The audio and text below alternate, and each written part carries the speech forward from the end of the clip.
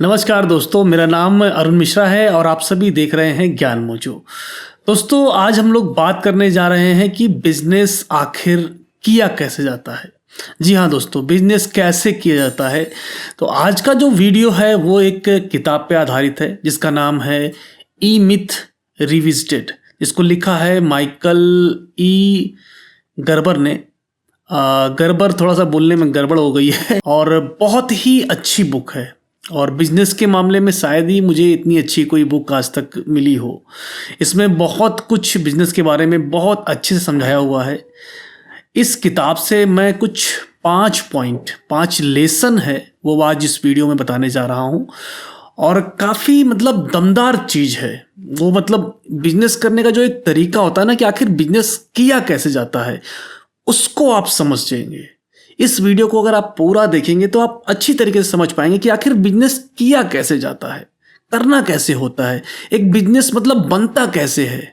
ये जो किताब है इसको मैंने कई बार देखा, लेकिन चूंकि वही होता है ना कि आप किताब का कवर देख के किताब को जज करते हैं, तो ऐसा कई बार हो जाता है आपसे गलती। तो मैंने कई बार इस किताब को देखा, लेकिन मैंने सोचा शायद अजीब सी किताब है, पता नहीं क्या, ई मिथ रिविजिटेड, बड़ा अजीब सा नाम था तो कुछ समझ में नहीं आ रहा था। लेकिन वाकई में कवर देख के कभी भी किताब का अंदाज़ा नहीं लगाना चाहिए। ये किताब वाकई में बहुत ही इम्पैक्टफुल है। जो भी बिजनेस का कोई भी काम कर रहे हैं, जिनको आगे वाकई में बिजनेस करना है, सीरियस अपने बिजनेस के प्रति हैं, उनको ये किताब ज़रूर पढ़नी चाहिए, जिसको माइकल ई गर्बर जी ने लिखा है। तो दोस्तों, आइए इस बुक से पहला लेसन लेते हैं। पहला पॉइंट कि द एंटरप्रेन्योरियल मिथ, एक बिजनेसमैन का जो मिथक है उसको जरा समझने की कोशिश करते हैं। देखिए, सबसे पहले हम ये सोचते हैं कि बिजनेसमैन कौन बनता है, ज़्यादातर बिजनेसमैन कैसे बनते हैं। देखिए, कोई ना कोई किसी न किसी के अंडर में काम करता है, तो वो एक टेक्निकल पर्सन होता है, अपने काम में बहुत अच्छा होता है। तो कई बार जो है कस्टमर उससे कहते हैं कि भाई तू अपना ही बिजनेस खोल ले, या उसके बाद उसके ही दिमाग में कई बार ये आ जाता है कि इतना मैं काम कर लेता हूँ, इस जो ऑर्गेनाइजेशन है उसमें मेन काम तो मैं ही करता हूँ और मुझे इतनी ज़्यादा स्किल की जानकारी है, तो मैं खुद क्यों ना अपना बिजनेस खोल लूँ। लेकिन यहाँ पे एक बहुत बड़ा कॉन्ट्रडिक्शन है जो आपको समझना होगा। देखिए, आप एक टेक्निकल पर्सन हो, आपको लग रहा है कि आपके अंदर स्किल है, आप बिजनेस चला सकते हो, तो शायद बहुत आप गलत सोच रहे हो। देखिए, टेक्निकल पर्सन से मेरा मतलब है, मान लीजिए आप एक नाई हो, एक कारपेंटर हो, या एक डॉक्टर हो, या एक इंजीनियर हो, जिस भी कंपनी में काम कर रहे हो, आपको लग रहा है कि आप वो बहुत काम अच्छे तरीके से कर लेते हो, उस काम को आप समझ गए हो कैसे करना चाहिए, तो आप कर लोगे। ऐसा आप जो सोच रहे हो ना कि उस बिजनेस को चला ले जाओगे, ये शायद थोड़ा सा गलत सोच रहे हो। तो आइए इस चीज को समझते हैं। जो टेक्निकल पर्सन होता है, जो कि बिजनेस का मेन आदमी होता है, लेकिन उसके बावजूद भी अगर वो बिजनेस खुद खोलता है तो वो चला क्यों नहीं पाता है? क्योंकि वो बहुत सारी चीज़ों को समझ नहीं पाता है। जैसे कि जब एक बिजनेस हम रन करते हैं तो हमें रेंट भी देना होता है, हमारे एम्प्लॉय होते हैं उनके भी खर्चे होते हैं, हमें बिजली का बिल भी देना होता है, और कई बार बिजनेस नहीं चलता है तो महीनों हमारा घाटा भी सहना पड़ता है। इन सारी चीज़ों को वो नहीं समझता है। वो सोचता है कि सिर्फ मैं अकेले ही बिजनेस चला ले जाऊंगा, और ये सारी चीज़ें उसके लिए बहुत घातक सिद्ध होती हैं। तो अगर आप भी जो है कहीं पे टेक्निकल काम कर रहे हैं और ये दिमाग में आ रहा है कि आप अपना खुद का बिजनेस खोल सकते हैं ना, तो एक बार ज़रूर सोचिएगा कि उसमें कितना रिस्क है। सब चीज़ों को समझने की कोशिश कीजिएगा, क्योंकि सिर्फ टेक्निकल काम कर लेने से आप बिजनेस नहीं चला पाओगे। इस विषय को लेकर इस किताब में एक लाइन लिखी हुई है कि अगर आपका बिजनेस आप पे डिपेंड करता है तो वो बिजनेस नहीं, एक जॉब है, और सबसे खराब जॉब है दुनिया की। क्यों? क्योंकि उसमें ना तो आपको संडे को छुट्टी मिलनी है, ना सैटरडे को छुट्टी मिलनी है, 16-16 घंटे आपको काम करना है, और कई बार आप घाटे में हो जाते हैं तो महीने के आखिरी में आपको प्रॉफिट भी नहीं मिलता है। तो चलिए दूसरे पॉइंट को शुरू करते हैं कि आखिर बिजनेसमैन अगर आपको बनना है तो आपके अंदर क्या क्या गुण चाहिए। अगर आपको किसी बिजनेस को चलाना है तो क्या गुण चाहिए? तो सबसे पहला गुण चाहिए कि एक बिजनेसमैन का गुण चाहिए, दूसरा आपके अंदर कुछ मैनेजर का गुण चाहिए, तीसरे नंबर पे आपके अंदर टेक्निकल गुण भी चाहिए आपके अंदर। तो इसको एक सिंपल तरीके से समझते हैं कि जो बहुत से लोग जो टेक्निकल स्किल सीख के आते हैं, जो टेक्निकली अच्छा काम कर रहे होते हैं, वो सोचते हैं कि हम बिजनेस कर लेंगे, तो उनके अंदर 70% जो है टेक्नीशियन होता है, 20% उनके अंदर मैनेजर होता है, और केवल 10% उनके अंदर जो एंटरप्रेन्योरियल जो एक गुण होना चाहिए, बिजनेसमैन का गुण होना चाहिए, वो होता है।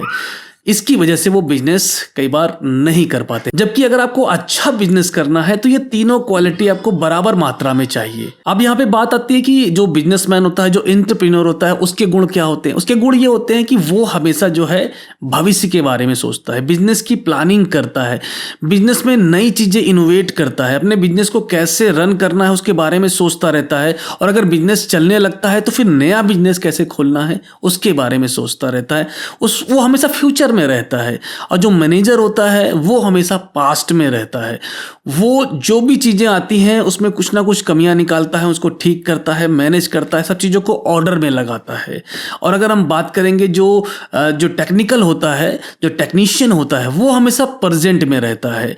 उस समय जो प्रॉब्लम आती है उससे जूझता है, उसको भविष्य की ज़्यादा चिंता नहीं होती है, भविष्य के बारे में ज़्यादा वो सोचता नहीं है, समझता नहीं है। वो केवल उस समय जो प्रॉब्लम आ रही होती है उनको ठीक कर रहा होता है। तो अब आपको ये समझ में आ रहा होगा कि अगर आपको एक अच्छा बिजनेसमैन बनना है तो आपके अंदर द एंटरप्रेन्योर के गुण चाहिए, उसके बाद द मैनेजर के गुण चाहिए, उसके बाद द टेक्नीशियन के गुण चाहिए, और तीनों बराबर मात्रा में चाहिए। अब हम तीसरे पॉइंट पे आते हैं कि आखिर में बिजनेस में कौन कौन सी स्टेज होती हैं। देखिए, लेखक के अनुसार जो है बिजनेस में सबसे पहली स्टेज होती है, उसको बोलते हैं इन्फेंसी स्टेज। जिस समय बिजनेस स्टार्ट होता है, शुरुआत कर रहे होते हैं, आप एक टेक्निकल बंदे हो, आपने बिजनेस शुरू कर दिया है, तो आप एकदम से इन्फेंसी स्टेज में हो, अभी आप शुरुआत कर रहे हो। आपको क्या है कि बहुत सारे बिजनेस के बहुत सारे काम खुद अकेले करने होंगे।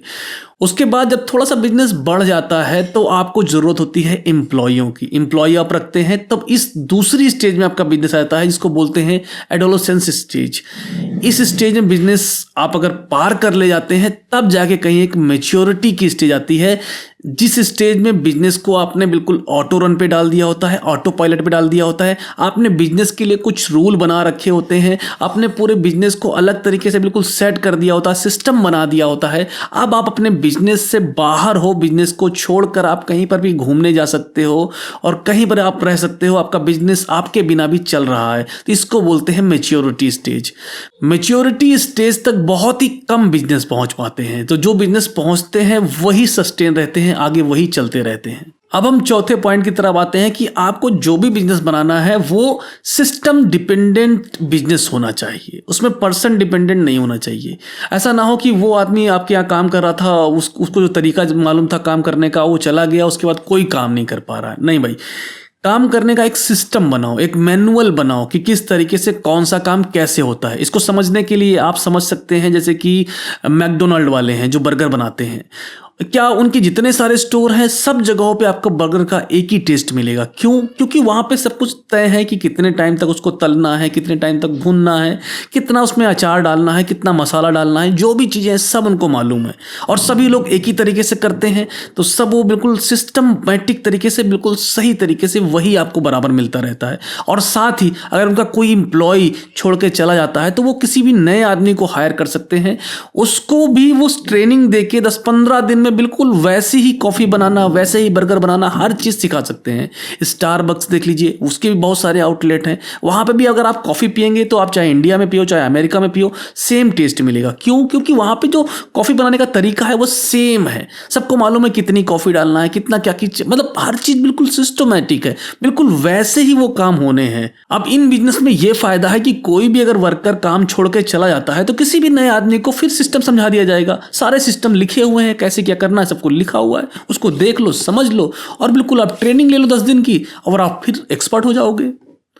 तो ऐसा नहीं होता कि कोई एक्सपर्ट चला जाएगा तो आपका बिजनेस रुक जाएगा। इसलिए बिजनेस को ऐसा बनाओ कि सिस्टम डिपेंडेंट बिजनेस हो, ना कि पर्सन डिपेंडेंट बिजनेस। अगर आप पर्सन डिपेंडेंट बिजनेस बनाएंगे तो उसमें हमेशा एक प्रॉब्लम रहेगी कि लोग आपके हिसाब से काम करें और बिल्कुल खुश होकर काम करें और मोटिवेट होकर काम करें। अगर वो नाराज हो जाएंगे तो आपके काम को बिगाड़ना शुरू कर देंगे। तो जो सिस्टम है उसको बनाइए कि किस तरीके से क्या हम रूल्स तय कर दें जिससे लोग काम करें और कोई भी नया आदमी उस नए रूल्स को फॉलो करके वो भी अच्छे तरीके से काम कर पाए। अब आते हैं 5वें पॉइंट की तरफ, work on your business not in your business. अपने बिजनेस के लिए काम कीजिए लेकिन बिजनेस के अंदर होके काम मत कीजिए।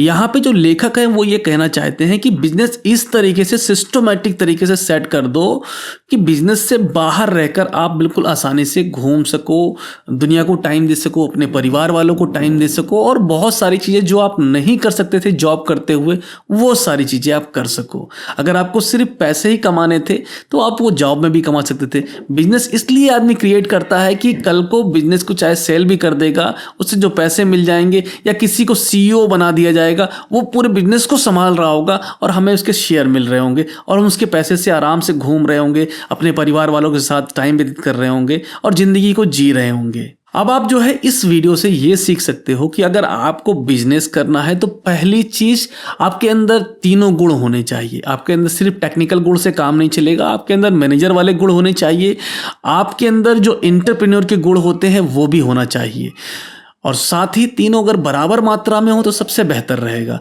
दूसरी चीज़ आप ये सीख लीजिए कि बिजनेस आप जब भी करेंगे तो आपको बाद में एम्प्लॉयों की ज़रूरत पड़ेगी और एम्प्लॉय काम अच्छी तरीके से करें इसके लिए आपको एक सिस्टम बनाना होगा, एक ऐसा मैनुअल बनाना होगा जिसमें सभी एम्प्लॉय क्या करेंगे और अगर वो नहीं करेंगे तो क्या उनको दंड मिलेगा, कितने पैसे उनके कट जाएंगे, ये सारी चीज़ें आपको समझनी होंगी। उसके लिए रूल बनाना होगा। अगर आप रूल्स नहीं बनाएंगे, रेगुलेशंस नहीं बनाएंगे तो आप अपने बिजनेस को आगे नहीं ले जा पाएंगे। अगर एक सिस्टम तैयार करेंगे तो आप अपने बिजनेस की फ्रेंचाइजीज बेच सकते हैं। आपका बिजनेस सेम स्टाइल में हर जगह चल सकता है और बिना आपके गए भी चल सकता है क्योंकि आपने कुछ रूल्स बना दिए हैं, उन सारे रूल्स को सबको फॉलो करना है। अब आपके बिजनेस में जो है एक एक चीज़ बहुत मायने रखती है। अगर आपका जो मान लीजिए होटल का बिजनेस है, जो वहाँ रिसेप्शन पे बैठा हुआ है, कोई भी नया आदमी अंदर आता है तो उससे वो क्या बोलना चाहिए। मान लीजिए एक नई मैं एग्जांपल के तौर पर बताता हूँ कि वो ये पूछता है कि पहले आप कभी हमारे होटल में आए हैं। अब यहाँ पे दो चीज़ें हैं। अगर कस्टमर बोलता है कि हाँ हम आए हैं तो आप कह सकते हो कि आप हमारे पुराने ग्राहक हैं तो आपके लिए हमारे पास कुछ ऑफ़र हैं। या वो बोलता है कि नहीं हम पहली बार आए हैं तो आप फिर भी यही बोल सकते हो ये तो अच्छी बात है, पहली बार आप आए हैं तो जो नए ग्राहक होते हैं उनके लिए जो है हमारे पास कुछ ऑफ़र है। ऐसे छोटी छोटी चीज़ें जो हैं बहुत मायने रखती हैं। अब इसमें हुआ क्या कि सामने वाला अगर हाँ में जवाब दे रहा है तो भी उसको आप ऑफ़र दे रहे हो, ना में जवाब दे रहा है तो भी ऑफ़र दे रहे हो और दोनों तरफ से उसका फ़ायदा हो रहा है। और वो कुछ भी किसी आदमी का अगर फ़ायदा हो जाएगा, उसको कोई ऑफ़र मिल जाएगा तो वो तो आपके बिजनेस का बिल्कुल मुरीद हो जाएगा। तो एग्जाम्पल के तौर पे मैंने आपको दिखाया कि अगर एक एम्प्लॉय किस तरीके से क्या बात करना है, ये सारी चीज़ें एक बहुत डिटेलिंग में आपको समझना चाहिए। इन सब चीज़ों का एक मैनुअल होना चाहिए कि इसी तरीके से बोलोगे, इसी तरीके से बात करोगे, सामने वाला अगर ग्राहक ऐसे बोलेगा तो तुम ऐसे बोलोगे। ये सारी चीज़ें आपको एक मैनुअल बनाना होगा, लोगों को समझाना होगा, जो आपके एम्प्लॉय होंगे उनको बताना होगा और उनको बताना होगा कि इस रूल को फॉलो करना ही होगा। अगर आप इन्हें नहीं फॉलो करते हैं तो आप हटा दिए जाएंगे। तो दोस्तों इस बुक में बहुत खजाना भरा पड़ा है, मैं सब कुछ आपको नहीं बता सकता हूँ। प्लीज़ इस बुक को अगर आप खरीदें तो इसको पढ़ें, इसमें टाइम थोड़ा सा स्पेंड करें। अगर आप बिजनेसमैन हैं, सीरियस तौर से अगर आप बिजनेस करना चाहते हैं तो इस बुक में बहुत कुछ भरा हुआ है। आप इस बुक को पढ़िए, समझिए और निश्चित तौर से ये आपके बिजनेस में बहुत आपका सहयोग करेगी। फिर मिलता हूँ आपसे नेक्स्ट वीडियो में, तब तक के लिए जय हिंद, जय भारत।